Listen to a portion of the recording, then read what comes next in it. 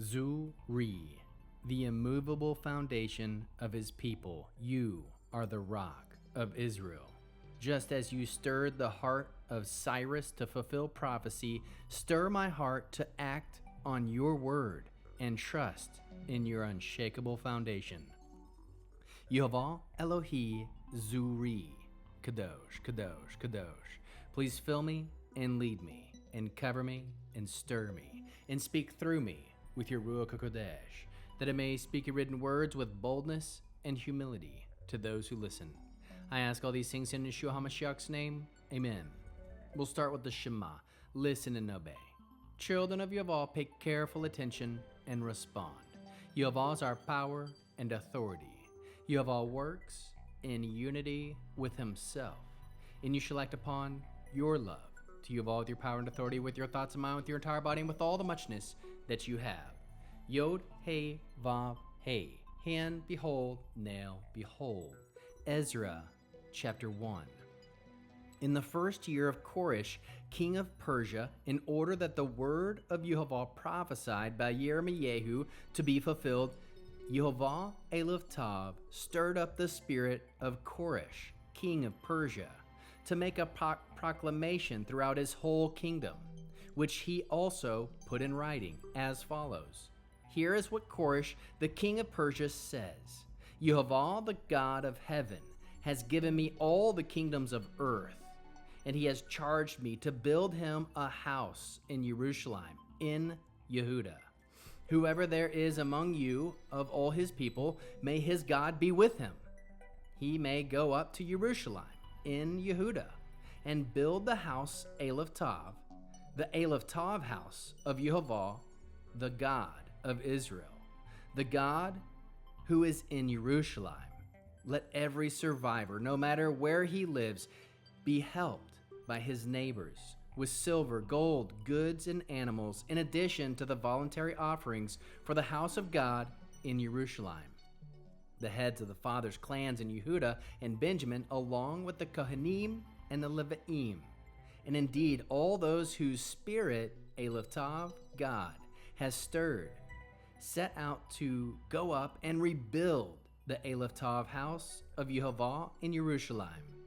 All their neighbors supported them by giving them articles of silver, gold, goods, animals, and valuables, besides all their voluntary offerings.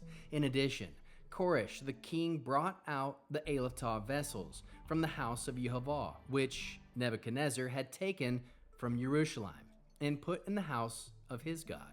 Koresh, king of Persia, had Mithrat, the treasurer, bring them out and make an inventory of them, and Sheshbatzar, the prince of Yehudah. The list was as follows: gold basins, 30; silver basins, 1,000; knives, 29; gold bowls, 30; silver bowls of a different kind, 410; other vessels, 1,000.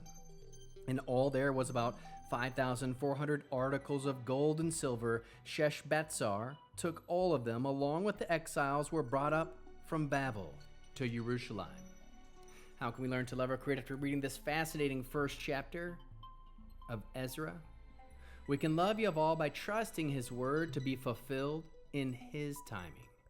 Love Yehovah by obeying when he stirs your spirit into action.